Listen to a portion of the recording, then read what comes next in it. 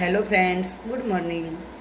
આજે આપણે ધોરણ 8માં વિષય વિજ્ઞાન પ્રકરણ 7 વનસ્પતિઓ અને પ્રાણીઓનું સંરક્ષણ વિશે ભણીશું।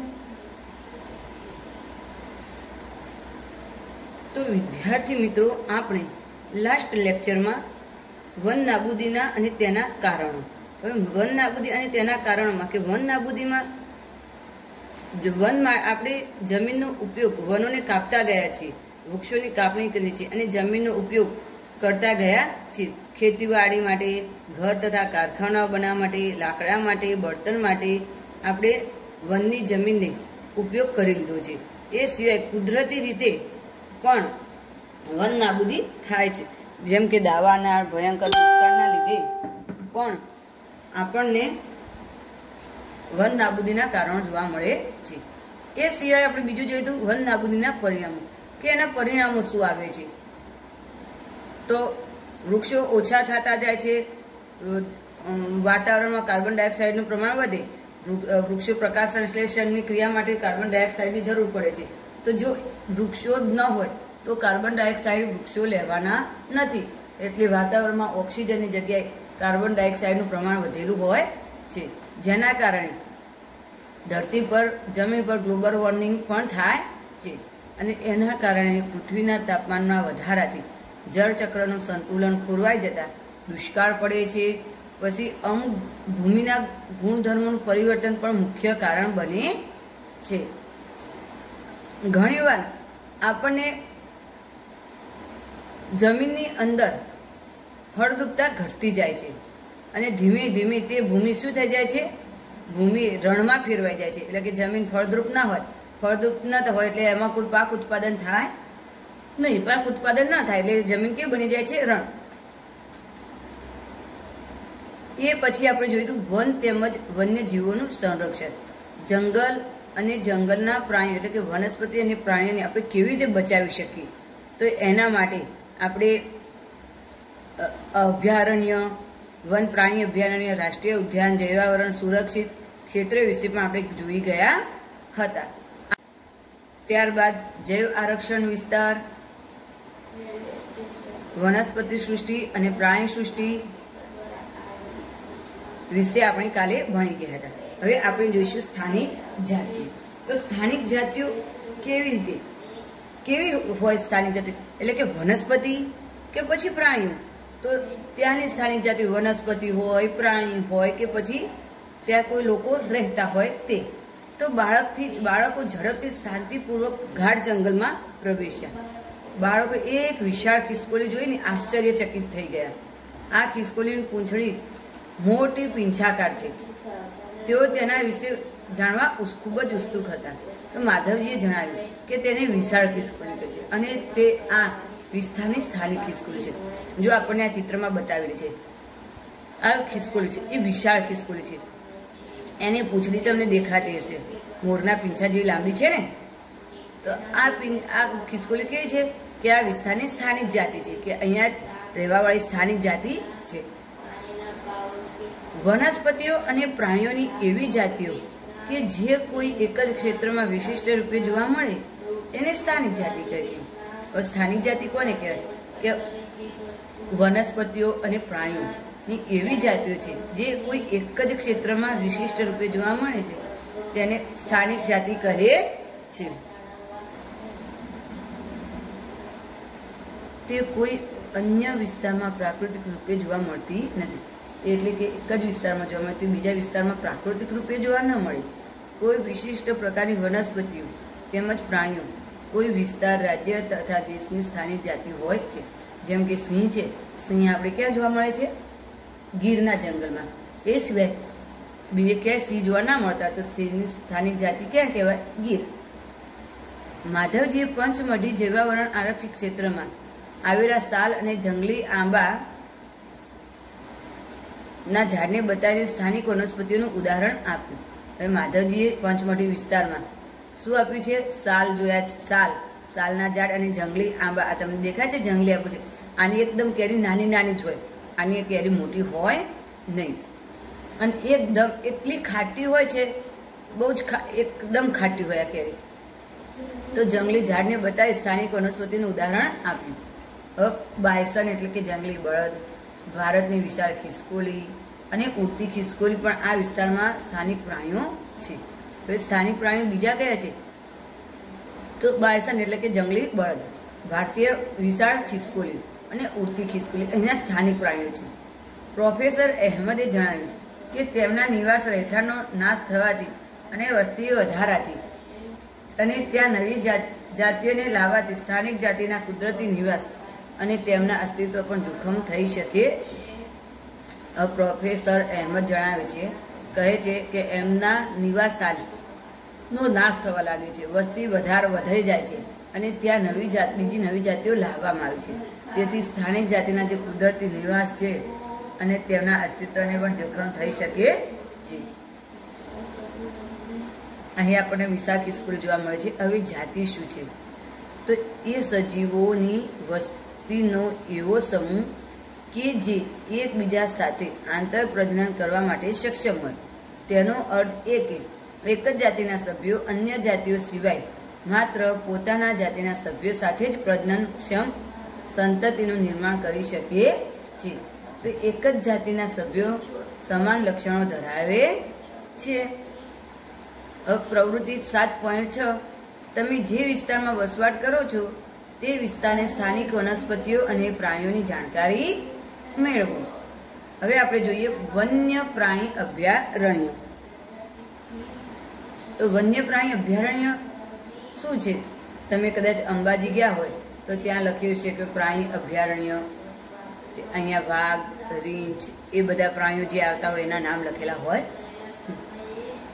તો તરત જ પહેલી એક બોર્ડ જોયું અને જેની ઉપર પંચમઢી વન્ય પ્રાણી અભયારણ્ય લખ્યું હતું.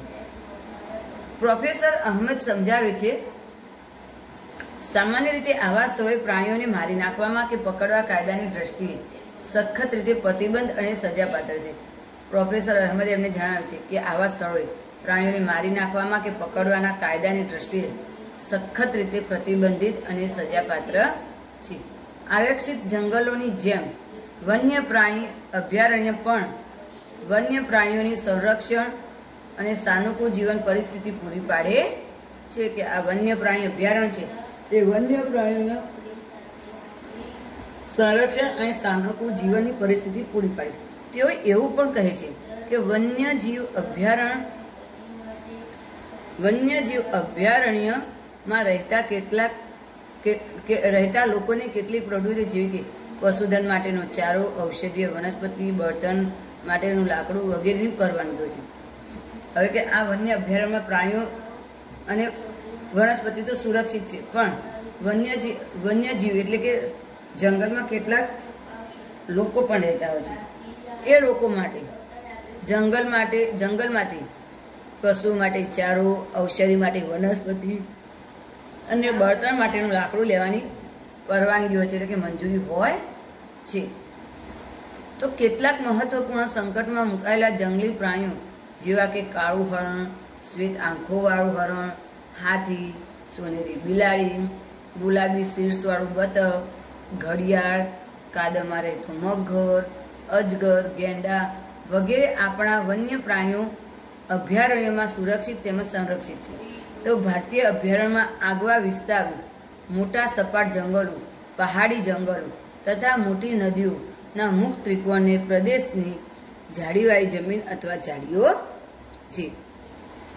એ અફસોસની વાત છે કે સંરક્ષિત જંગલો પણ વન્ય પ્રાણીઓ માટે સુરક્ષિત નથી.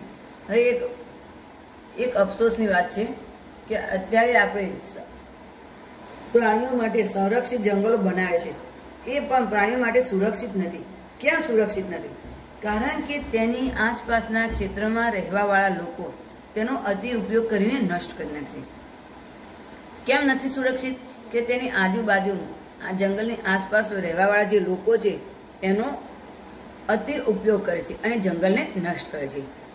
બાળકોને તેમની પ્રાણી સંગ્રહાલયની મુલાકાતને યાદ કરાવવામાં આવ્યું. તેઓ યાદ કરે છે કે પ્રાણી સંગ્રહાલય પણ એક એવું સ્થાન છે કે જ્યાં પ્રાણીઓને રક્ષણ મળે છે. હવે બાળકોને એ વખતે પ્રાણી સંગ્રહાલયની મુલાકાતને યાદ કરાવી છે કે પ્રાણી સંગ્રહાલય પણ એક એવું સ્થાન છે કે જ્યાં પ્રાણીઓને રક્ષણ મળે છે. તો પ્રાણી સંગ્રહાલય, ઉદ્યાન અને અભયારણ્યમાં શું તફાવત છે?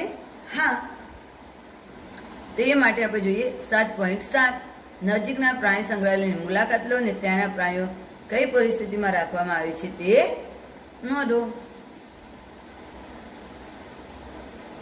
તે પ્રાણીઓના જીવન માટે યોગ્ય શું છે? શું પ્રાણીઓ કુદરતી નિવાસસ્થાન કરતાં કૃત્રિમ નિવાસસ્થાનમાં રહી શકે પણ એ પોતાની જિંદગી જીવી શકે નહીં. તમારા મત મુજબ પ્રાણીઓ તેના કુદરતી નિવાસસ્થાનમાં આરામથી વસવાટ કરી શકે કે પ્રાણી ઉદ્યાનમાં?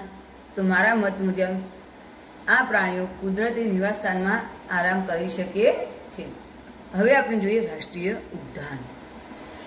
રોડની સાઈડ પર એક બોર્ડ લગાવેલું હતું જેના પર લખેલું હતું સાતપુડા રાષ્ટ્રીય ઉદ્યાન.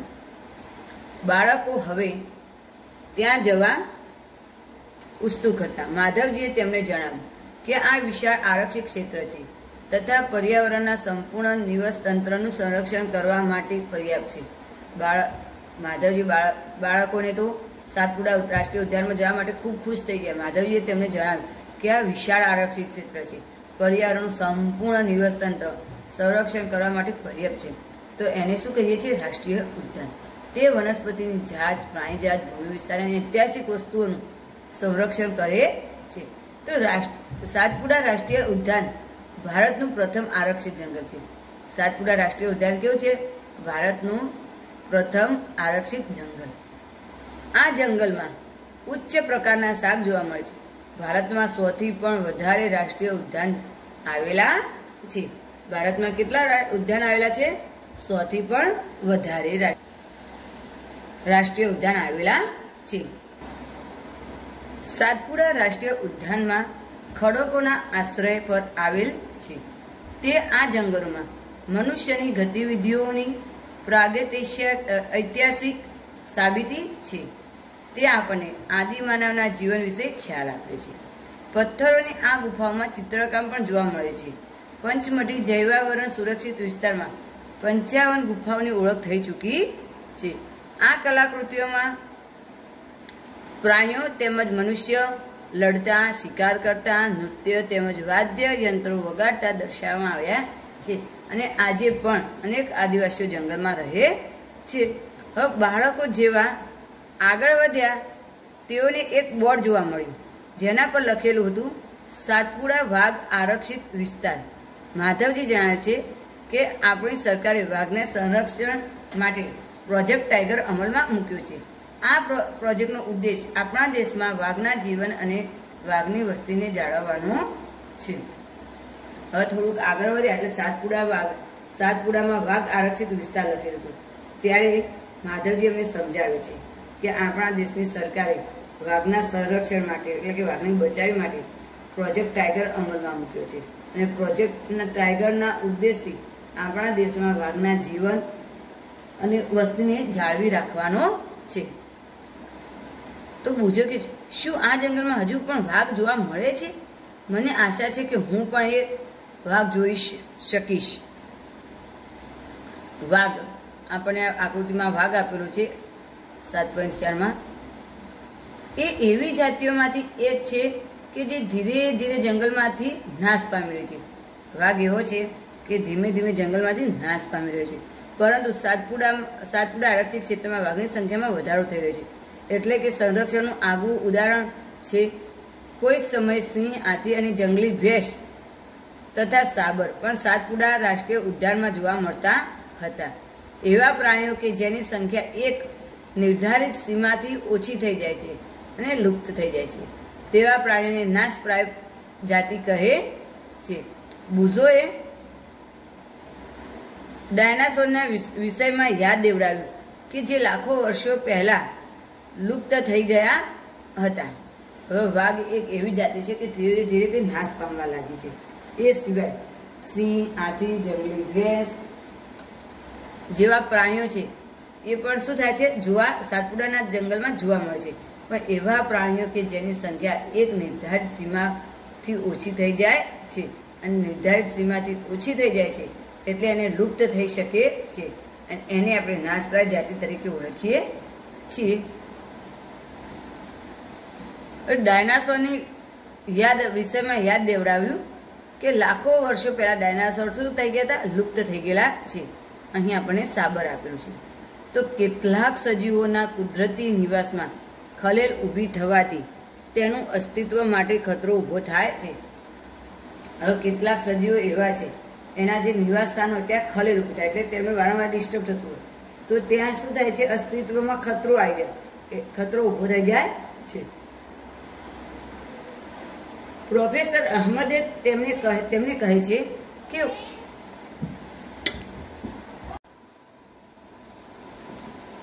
પ્રોફેસર અહેમદ તેમને કહે છે કે વનસ્પતિ અને પ્રાણીઓના સંરક્ષણ માટે સખત કાયદા બધા જ રાષ્ટ્રીય ઉદ્યાનોમાં લાગુ પડે છે.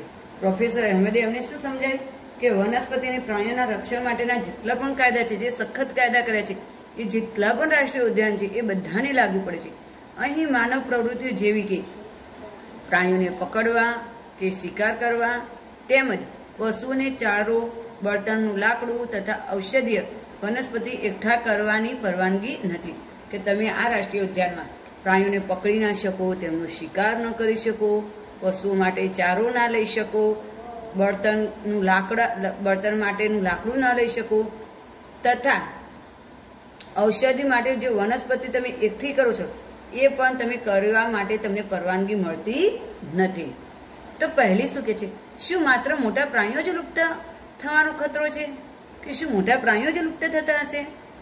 માધવજીએ પહેલીને જણાવ્યું કે નાના પ્રાણીઓને મોટા પ્રાણીઓ કરતાં લુપ્ત થવાનો ભય વધારે હોય છે. કે માધવજી કહે છે કે નાના પ્રાણીઓને મોટા પ્રાણીઓ કરતાં લુપ્ત થવાનો ભય વધારે હોય છે. કારણ ક્યારેક આપણે સાપ, દેડકા, ગરોળી, ચામાચીડિયા અને ઘુવડને નિર્દયતાથી મારી નાખીએ છીએ અને નિવસન તંત્રમાં તેમના મહત્વ વિશે વિચારતા નથી. આપણે ઘણીવાર આપણે ગરુડ છે, દેડકા છે, ચામાચીડિયા છે અને ઘુવડને આપણે મારી નાખીએ છીએ પણ આપણે એમના વિશે વિચારતા નથી. તેઓને મારીને આપણી જાતને નુકસાન પહોંચાડીએ છીએ. ભલે તે કદમાં નાના હોય પરંતુ નિવસન તંત્રમાં તેઓના યોગદાનને નજરઅંદાજ ન કરી શકાય. કે આપણે એ પ્રાણીઓને, નાના પ્રાણીઓને આપણે મારી નાખીએ છીએ. એ કદમાં નાના છે પણ એ આપણા નિવસન તંત્રમાં એમનું યોગદાન વધારે છે એટલે આપણે એમને નજરઅંદાજ કરી શકીએ નહીં. તે આહારજાળ અને આહાર શૃંખલાનો ભાગ છે. આ નાના પ્રાણીઓ શાનો ભાગ છે? આહારજાળ અને આહાર શૃંખલાનો. તેના વિશે આપણે ધોરણ 7માં તો ભણી ગયા છીએ. તો કોઈ પણ વિસ્તારની બધી જ વનસ્પતિઓ, પ્રાણીઓ તેમજ સૂક્ષ્મજીવો અને અજૈવ ઘટકો જેવા કે વાતાવરણ, ભૂમિ, નદીના મુક્ત ત્રિકોણ પ્રદેશ વગેરે સંયુક્ત સ્વરૂપે નિવસન તંત્રનું નિર્માણ કરે છે. નિવસન તંત્રનું નિર્માણ કેવી રીતે થાય છે? કે કોઈ પણ વિસ્તારની બધી જ વનસ્પતિ હોય, બધા પ્રાણીઓ, સૂક્ષ્મજીવો, અજૈવ ઘટકો જેમ કે વાતાવરણ, ભૂમિ, નદીના મુક્ત ત્રિકોણ વગેરે સંયુક્ત સ્વરૂપે એટલે કે બધા ભેગા સ્વરૂપે નિવસન તંત્રનું નિર્માણ કરે છે. તો બુઝાને પ્રશ્ન થાય છે, બુજો વિચારે છે, મને આશ્ચર્ય થાય છે કે આ બધી નાશપ્રાય જાતિઓનો કોઈ રેકોર્ડ હશે પણ ખરો કે નહીં? કે મને એવો પ્રશ્ન થાય છે કે આ બધી વનસ્પતિઓનો કે રેકોર્ડ હશે કે નહીં? હા, એના માટે રેકોર્ડ રાખવામાં આવે છે. એ રેકોર્ડનું નામ શું છે? Red data book. Professor Ahmed બાળકોને રેડ ડેટા બુક વિશે સમજાવે છે. તો જોઈએ આપણે red data book. Professor Ahmed બાળકોને રેડ ડેટા બુક વિશે સમજાવે છે. તે જણાવે છે કે રેડ ડેટા બુક એ એવું પુસ્તક છે જેમાં બધી નાશપ્રાય જાતિઓનો રેકોર્ડ રાખવામાં આવે છે. કે આ રેડ ડેટા બુક એવું પુસ્તક છે જેમાં જેટલી પણ નાશપ્રાય જાતિઓ છે એ બધાનો રેકોર્ડ રાખવામાં આવે છે. એક સંસ્થા દ્વારા આંતરરાષ્ટ્રીય સ્તરે રેડ ડેટા બુક જાળવવામાં આવે છે. એક સંસ્થા છે, એ સંસ્થા દ્વારા આંતરરાષ્ટ્રીય સ્તરે રેડ ડેટા બુક જાળવવામાં આવે છે. ભારતમાં જોવા મળતા વનસ્પતિ અને પ્રાણીઓ માટેની રેડ ડેટા બુક ભારત દ્વારા જાળવવામાં આવે છે. હવે જોઈએ સ્થળાંતર. ઘણા પ્રાણીઓ એક જગ્યાએથી બીજી જગ્યાએ સ્થળાંતર કરતા હોય, પક્ષીઓ સ્થળાંતર કરતા હોય. આપણે જોઈએ છીએ કે શિયાળાની જ્યારે જાન્યુઆરી ફેબ્રુઆરી મહિનો આવવા થાય ત્યારે આપણા નળ સરોવર જોડે ઘણા બધા પક્ષીઓ આવે છે. એને આપણે યાયાવર પક્ષીઓ કહીએ છીએ. ઘણા પક્ષીઓ સ્થળાંતર કરતા હોય, પ્રાણીઓ સ્થળાંતર કરતા હોય, તો એમને તે રીતે કેમ સ્થળાંતર કરવાની જરૂર પડે છે. તો જોઈએ, માધવજીના માર્ગદર્શન હેઠળ ભ્રમણ કરતું જૂથ ગાઢ જંગલમાં પ્રવેશ્યું. તેઓ તવા સરોવર નજીક થોડો સમય માટે આરામ કરવા બેઠા. પહેલી નદીની નજીક કેટલાક પક્ષીઓ જોયા. માધવજી જણાવે છે કે તે સ્થળાંતરણ પક્ષીઓ છે. હવે આપણે અહીં જોઈએ. પહેલી શું કે છે, જો આપણી પાસે લાકડું હોત જ નહીં તો શું થાત? શું લાકડાનો અન્ય વિકલ્પ ઉપલબ્ધ છે? હું જાણું છું કે કાગળ એક મહત્વપૂર્ણ ઉત્પાદન છે જે આપણને જંગલમાંથી પ્રાપ્ત થાય છે. મને આશ્ચર્ય છે કે કાગળનો કોઈ પણ વિકલ્પ ઉપલબ્ધ હશે ખરો?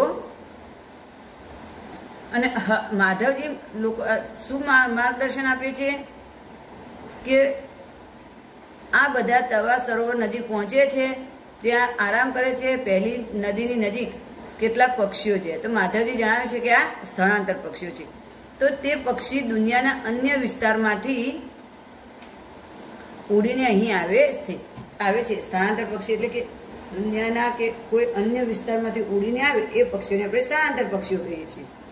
વાતાવરણીય બદલવાના કારણે સ્થળાંતર કરનારા પક્ષીઓ, પ્રવાસી પક્ષીઓ પ્રત્યેક વર્ષે દૂર દૂરના વિસ્તારોમાંથી એક ચોક્કસ સમયે ઉડીને આવે છે. હવે વાતાવરણ બદલવાના કારણે જે સ્થળાંતર પક્ષીઓ છે એ પ્રવાસી પક્ષીઓ તરીકે દૂર દૂર વિસ્તારોમાં એક ચોક્કસ સમયે ઉડીને આવે છે.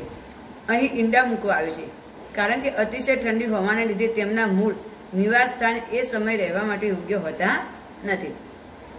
હવે જે યાયાવર કે સ્થળાંતર પક્ષીઓ છે તે જ્યાં રહેતા હોય ત્યાં ખૂબ જ ઠંડી હોય, એટલે ત્યાં ખૂબ ઠંડી હોવાના કારણે તે ઈંડા મૂકે તો એમના નિવાસસ્થાન સમયે તે એમના ઠંડીના કારણે એમના નિવાસસ્થાન જગ્યાએ જે રહે છે એ એમના માટે યોગ્ય હોતું નથી. તો એ બીજી જગ્યાએ જઈ અને ઈંડા મૂકે છે. એવા પક્ષીઓ જે ઉડીને દૂરના અંતરની લાંબી યાત્રા કરે છે તેને સ્થળાંતરિત પક્ષીઓ અથવા પ્રવાસી પક્ષીઓ કહે છે. સ્થળાંતરિત પક્ષીઓ, યાયાવર પક્ષીઓ કે પ્રવાસી પક્ષીઓ કોને કહે છે? કે એવા પક્ષીઓ જે ઉડીને દૂરના અંતરની લાંબી યાત્રા કરે છે તેને સ્થળાંતરિત પક્ષીઓ અથવા પ્રવાસી પક્ષીઓ કહે છે.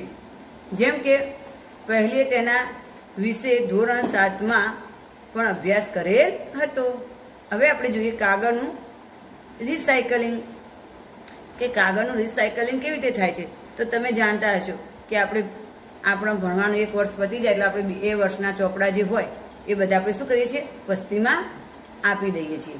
તો એ પસ્તીમાં જે આપણે ચોપડા આપીએ છીએ એ ચોપડાનું શું થાય છે? કાગળનું રિસાયકલિંગ થાય છે. તો પ્રોફેસર અહેમદે બાળકોનું ધ્યાન વન નાબૂદીના એક અન્ય કારણ તરફ દોર્યું. અહમદે શું કર્યું કે વન નાબૂદીનું એક મેન કારણ શું છે તે તેઓને જણાવે છે કે 1 ટન કાગળ પ્રાપ્ત કરવા માટે પૂર્ણ વિકસિત 17 વૃક્ષોને કાપવામાં આવે છે. કે 1 ટન કાગળ પ્રાપ્ત કરવા માટે પૂર્ણ વિકસિત એટલે સારા મોટા મોટા જે વૃક્ષો થઈ ગયા છે એવા 17 વૃક્ષો કાપવામાં આવે ત્યારે 1 ટન કાગળ બને છે. આથી આપણે કાગળની શું કરવી જોઈએ? બચત કરવી જોઈએ. એટલે કાગળને આપણે વેડફવા જોઈએ નહીં, જેમ તેમ નોટો ફાડવી જોઈએ નહીં. બને ત્યાં સુધી કાગળની આપણે શું કરવી પડે? બચત કરવી જોઈએ. પ્રોફેસર અહેમદ એમ પણ બતાવે છે કે ઉપયોગ માટે કાગળને 5 થી 7 વખત રિસાયકલિંગ કરી શકાય છે. આપણે જે કાગળ છે એ કાગળને 5 થી 7 વખત રિસાયકલિંગ કરવામાં આવે છે. જો કોઈ વિદ્યાર્થી 1 દિવસમાં માત્ર 1 જ કાગળની બચત કરે તો આપણે 1 વર્ષના અનેક વૃક્ષો બચાવી શકીએ. પ્રોફેસર અહેમદ શું સમજાવે છે કે જો કોઈ એક જ વિદ્યાર્થી 1 દિવસમાં માત્ર 1 જ કાગળની બચત કરે તો આપણે વર્ષમાં અનેક વૃક્ષોને બચાવી શકીએ. આપણે દિવસનું 1 કાગળ બચાવીએ તો જો એક ક્લાસના 50 વિદ્યાર્થી હોય, 50 કાગળ બચે કે નહીં? રોજના 1 દિવસને 50 કાગળ બચે આપણા ક્લાસના, તો બીજા ક્લાસના કેટલા થાય?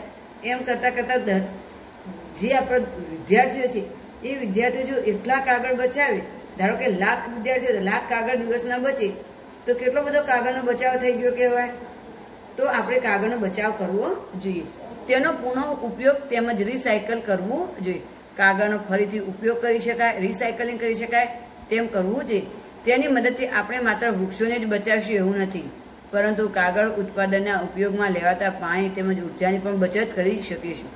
હવે આપણે જો કાગળ બચાવીએ તો માત્ર વૃક્ષો જ નહીં, હવે કાગળ બનાવવા માટે કેટલું બધું પાણી વપરાય છે, કેટલી બધી ઉર્જા વપરાય છે, એનો પણ સાથે સાથે આપણે શું કરીશું? બચાવ કરી શકીશું.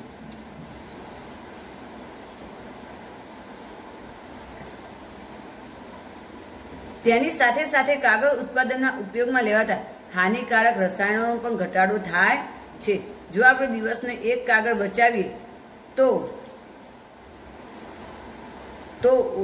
કાગળ ઉત્પાદનમાં ઉપયોગમાં લેવાતા પાણી, ઉર્જાની બચત તેમજ કાગળ ઉત્પાદનના ઉપયોગમાં જે હાનિકારક રસાયણો લેવામાં આવે છે એનો પણ ઘટાડો કરી શકીશું.